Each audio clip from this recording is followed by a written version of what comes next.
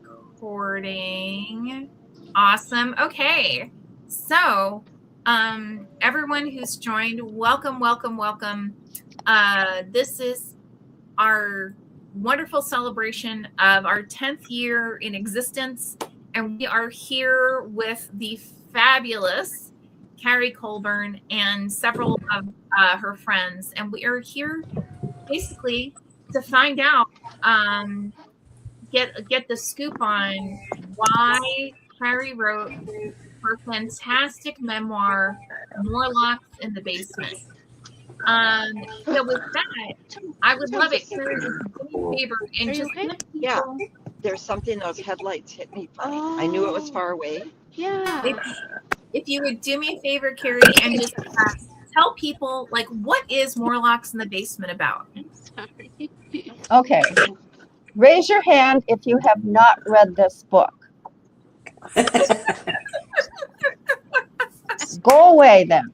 Go buy it and read it. Oh my goodness. There will be a test tomorrow. There will be a test. It's only 18. Oh, yeah. You can never retire a teacher. A teacher is always a teacher. Well, I think everybody is pretty much knows the story that I can see who is here. Okay. And Lisa has given me a really nice collection of questions. So if you just, do you want to just ask them, Lisa, or what? I would love it if you would first just start off with, like, give the 2-sentence version of what is Morlocks in the Basement about? Right. It's hard to say. Well, it's basically this. It's very autobiographical. Obviously, it's a memoir, and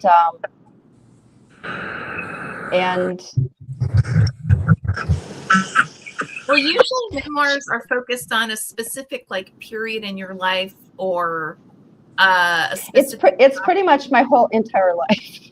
Oh, excuse me. No, it comes from childhood till now, and then, when I finished it 5 years ago or whenever that was.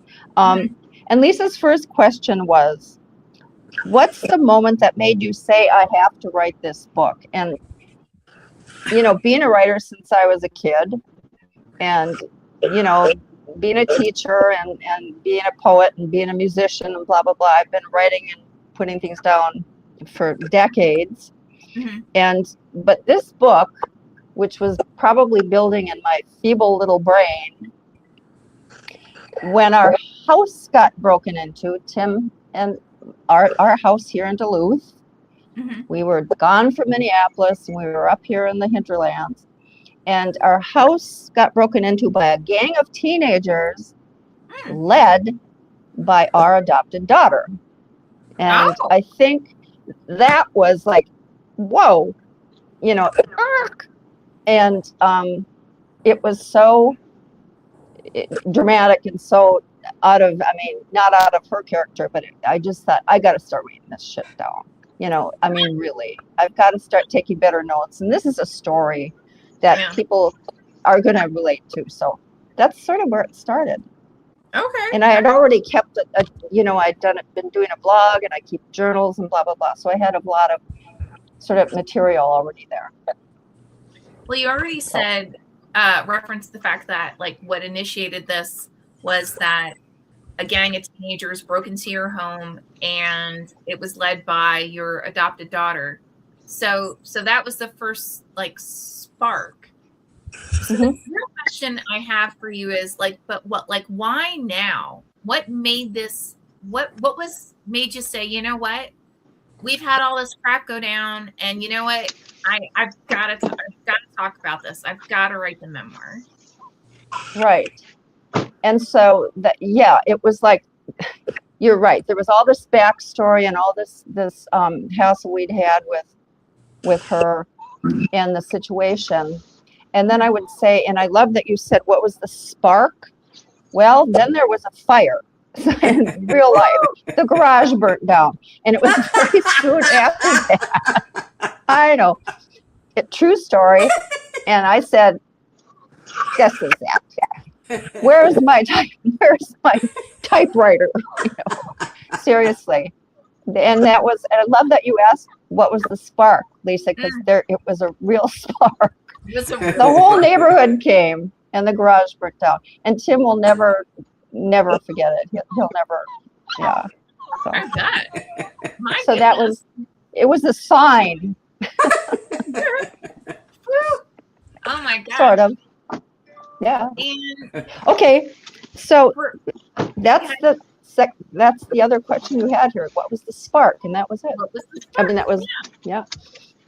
So, and when you were writing it, what questions did you feel like you needed to answer?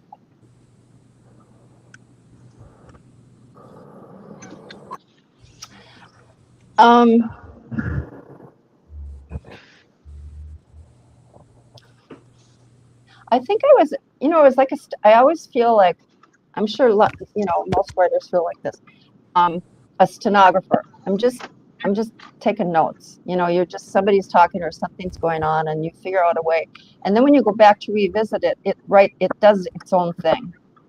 Sometimes it's exactly what happened, and sometimes, it's fiction. Sometimes it's nonfiction, sometimes it's fiction.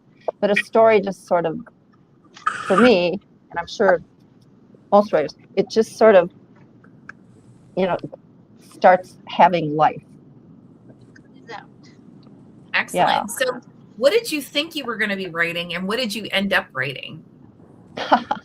Right. Okay, I put a few notes in here. Sometimes I hate it when it's clear. I went to a class reunion, and I was actually younger then than I am now, if you can imagine that. Reading. And Almost not listening to what Carrie's saying. and that gives you pause too. When you see all these classmates and you realize you've known these 400 people or however many are left of them from, decades ago. I'm not sure. I think I'm riffing off into some other place here, but Nope, you're good. I really think that most people who do art or anything creative, it sort of starts doing itself. Okay. Don't you? I mean, it starts writing itself. Some of it is true and some of it veers off, and it's just, Okay. that's been my experience.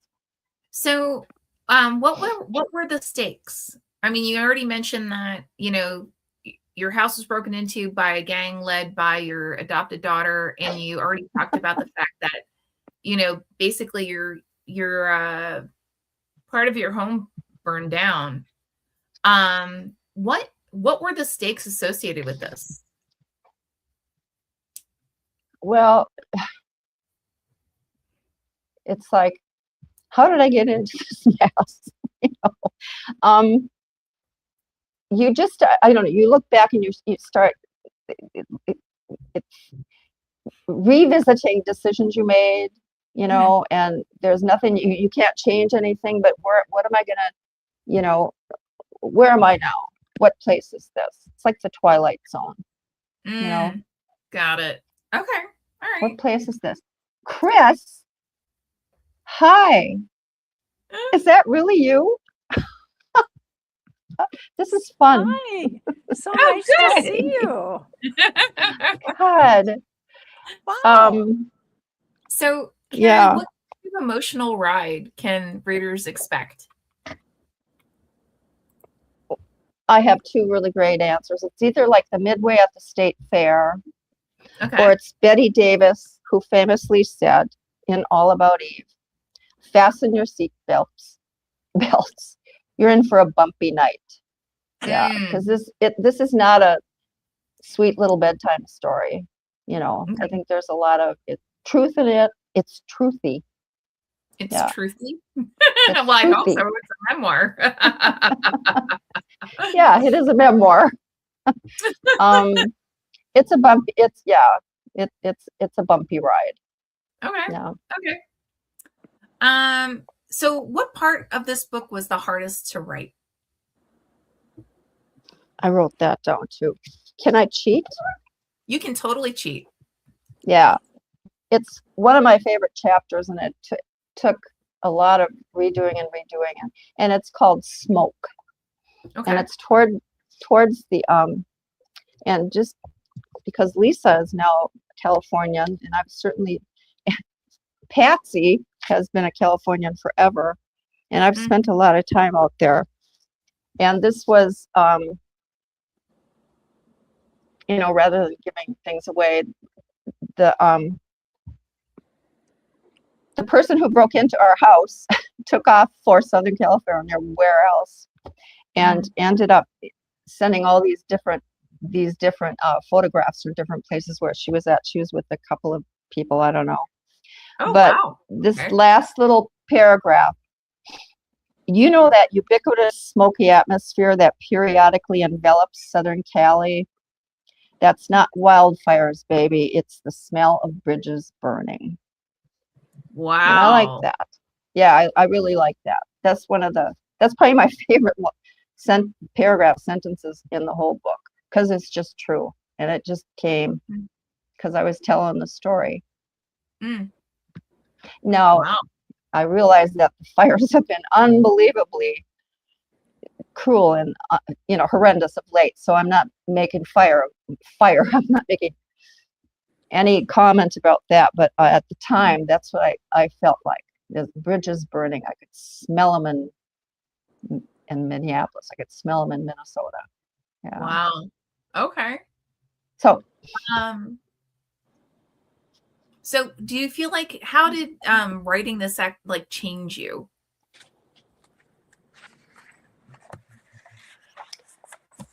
I think I have an answer to that too.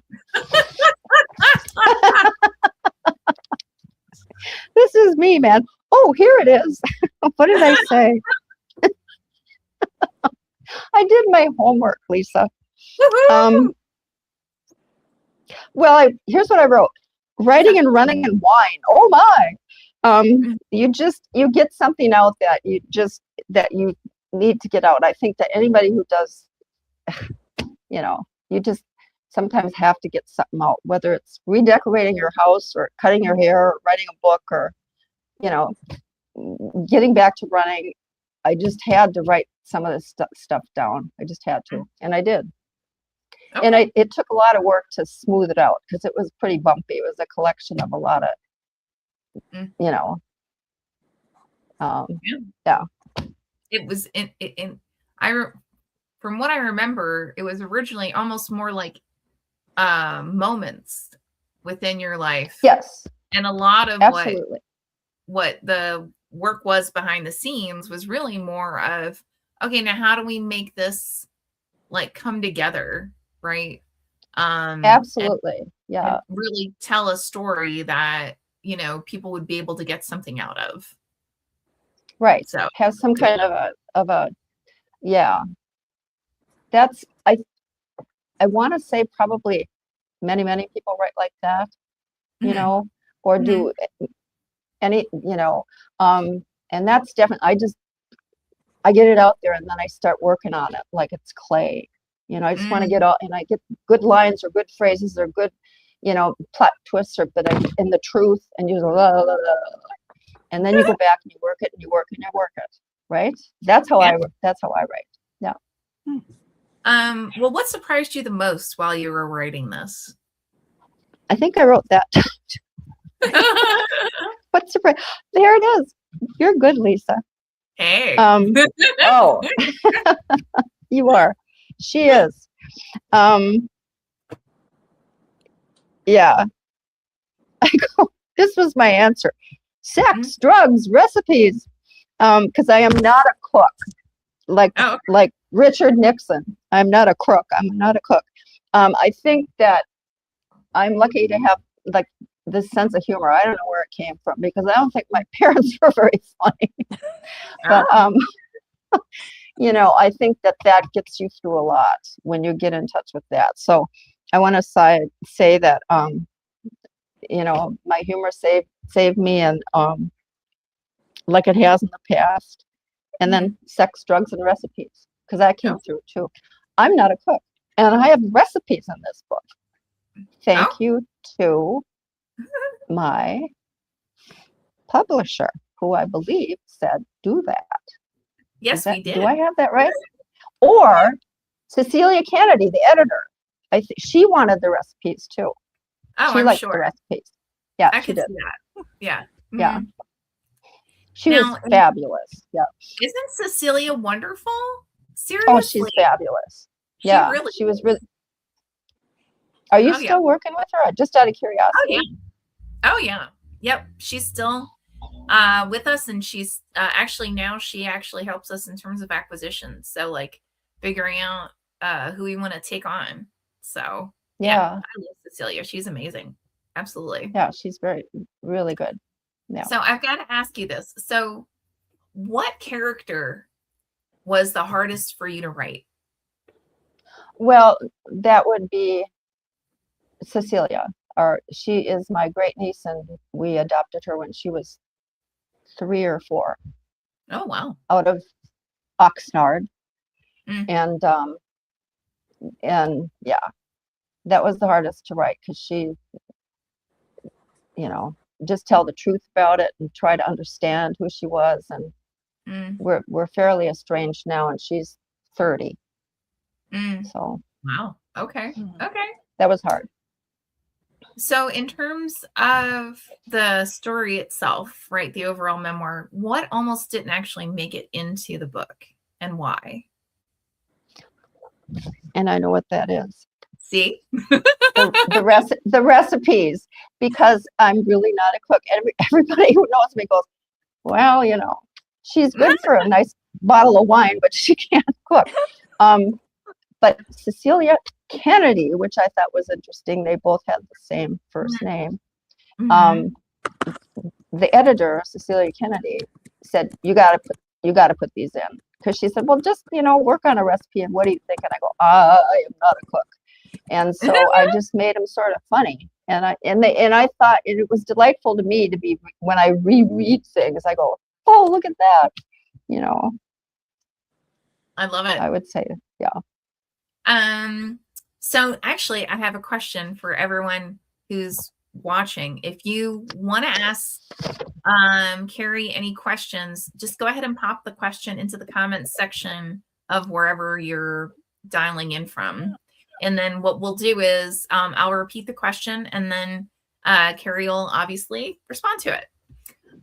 So I just wanted to toss that out there while we're in the midst of, because we're getting close. We only have a couple more questions left. So we just want to make sure you knew you're invited to go ahead and ask whatever it is that, may pop in your head. Okay. So who do you think will fall hardest for this book? Like, who would love it the most?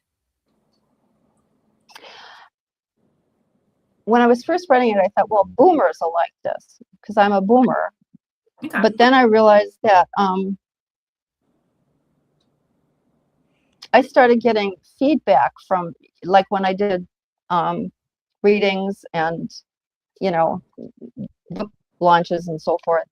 Mhm. And especially this past summer, and Patty Oakes was there with me. All these young people, I did a reading from one of probably my favorite chapter. And all these kids, younger people, lined up to get a copy of the book and to get my autograph. And so it's surprising who is interested. I just wrote what I wrote, and I just read it, and that's been a learning experience. It's sort of humbling. Like, be careful what you write. Somebody might, like it. So Yeah, how dare you? yeah, and if it's not the truth, tell them it's not the truth.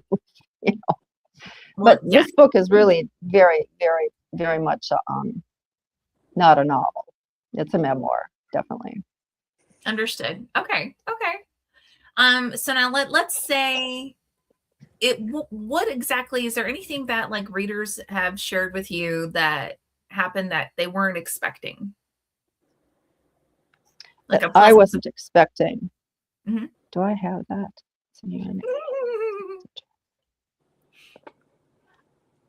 I'm not sure about that. Okay. It's okay. You don't have to. I'm just not sure. Yeah. I think that people who have read it that I've gotten feedback from are surprised, are like, this is really funny and it's really sad. I go, yeah, isn't that how life is, sort of, this is, and so it's very raw.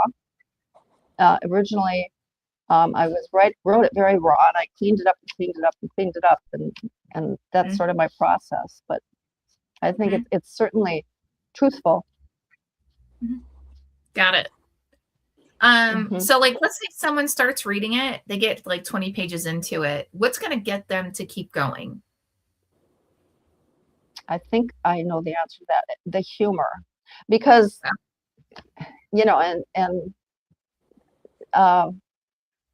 because I told the truth, but also that it is true about me. For those who know me, I'm sort of a goofball. So you get through difficult times by just being who you are and dealing with it the way that you can. And one might whine and laughing. Those are the two things. Wine and humor, right? Love it. Oh my gosh. Love it. Now, what mood should a reader be in when they sit down to really enjoy the story? Did I put that in? What mood? Here you are. Oh, here's me being sarcastic. Bored, curious, or hungover. Okay. That's what I would say. Wow, that's a lot. I was just being sort of stupid there. Looking for something different. I think it's something different. I don't think I think it's different. Okay. I do. And in one sentence, why should someone pick up this book?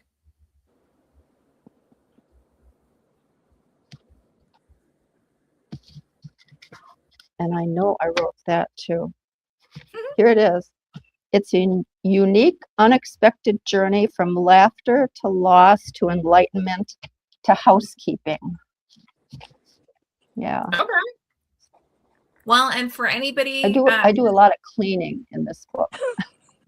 Okay.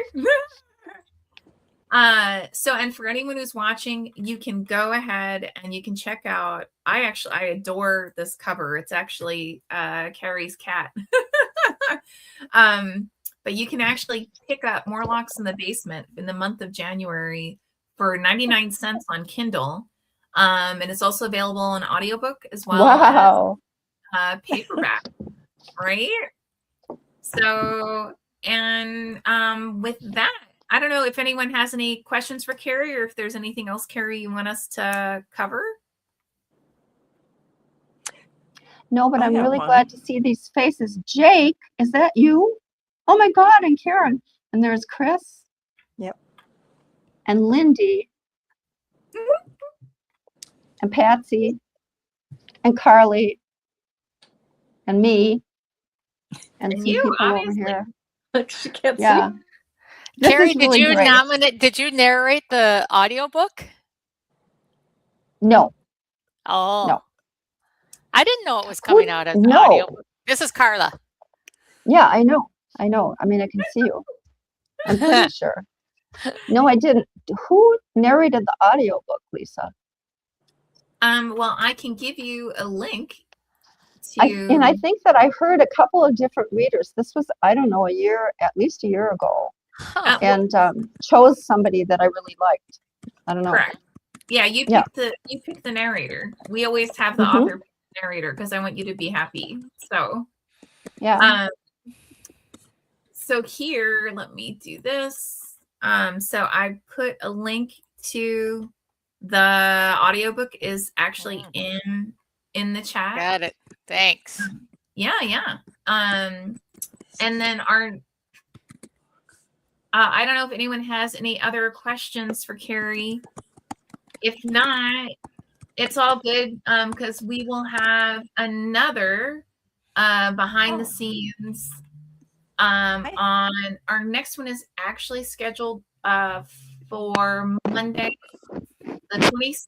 And that one is going to be with Scott Leva, who he wrote our memoir, I Was M. Spider-Man. And it's about his basically life as Spider-Man. So definitely going to be super, super duper fun. Definitely join us. And I think with that, I don't know if there's anything. Is there anything else, Carrie, you want us to we should cover? Or I don't think so, but I love seeing all these faces. I know everybody. Thanks. It's been a while for some of you. Yeah, I just nice had to a see you. question. yeah, do it. In what way was writing this book a healing experience for you? Great What question. kind of experience, Chris? A healing Experience. I think probably, yeah, I don't want to say, I think probably anyone who has read it and who knows me and who knows what, who I am and where I've been and what Tim and I have been through with our family realizes that this was healing to write it down. Isn't it always to deal with something in whatever way rather than just keep it, locked up? And if you've had some tough situations in your life, which we all have had, so it was healing, and also that I could be my goofy self and be sarcastic or funny or exaggerate things and still tell the truth. And no, it was there. I hate to say this word, but it was therapeutic to write it, but it was also a lot of fun and a lot of work. So, yeah. Excellent. Cool. Thanks for coming, everyone. Yeah. Any other questions? Really? Guys?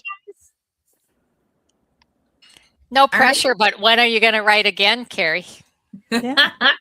Oh, no, I continue to write. So I have a couple of irons in the fire. I have something that's half done. I have a poetry collection. Lisa, do you do poetry? We do narrative poems. Yeah, we do. Yeah. Like poetry collections. Yeah, usually there are narratives though. So they're poetry, but it has a story structure. Got it. Mm-hmm. But anyway, so I have had some poetry published over the years and stuff. So I have a collection of that, and then I have another collection of short pieces. So yeah, I have two things that they're not soup yet, but they're there. So anyway. Got it. Cool. Nice to see everyone. Yeah. Really. Love you, darling. Nice to see everyone. Love you all. Excellent. Yeah. And thank you. Have a fabulous Friday evening. And again, as always, it's a blast. So thank you guys. Thank you, Lisa. Thank you. Thank you. Bye, everybody.